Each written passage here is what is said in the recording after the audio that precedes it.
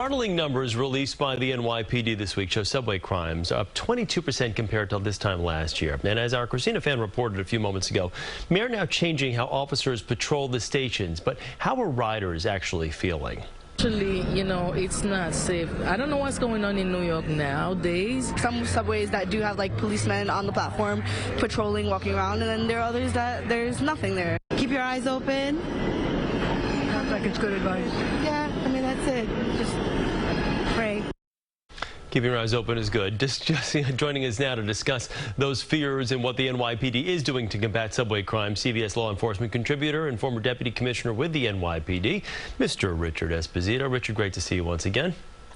Good morning, Chris. Good to see you. Yeah, and before I get to the questions here, the one question I have, and from Christina's report just a couple of moments ago, 6 felonies a day are being reported underground here in New York City. I mean, to just give people a little perspective, we're not talking misdemeanors. We're talking about 6 felonies a day. That is an extremely high average. It is a high average, and it's obviously the mayor and the police commissioner have expressed that they are concerned.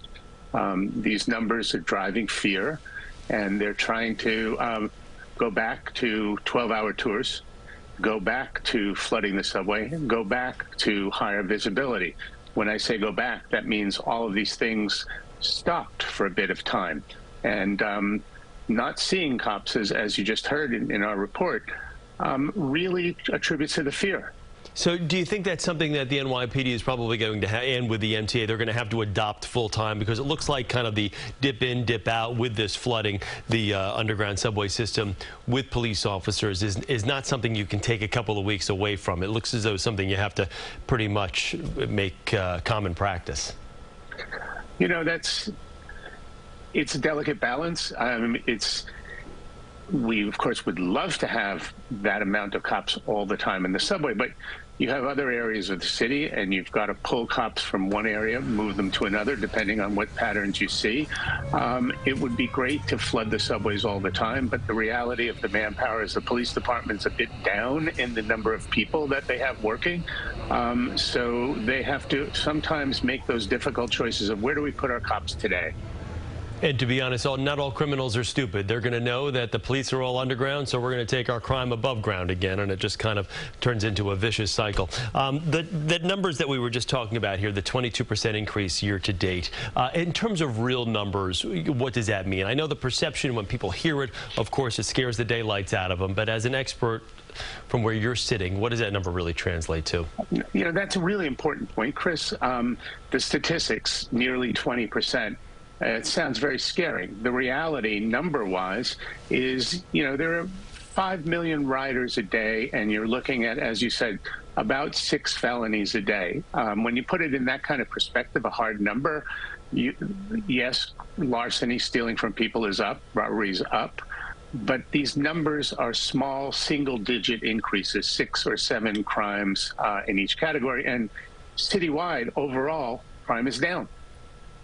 Yeah, so the mayor is obviously talking about more transit cops, as we just mentioned, security cameras.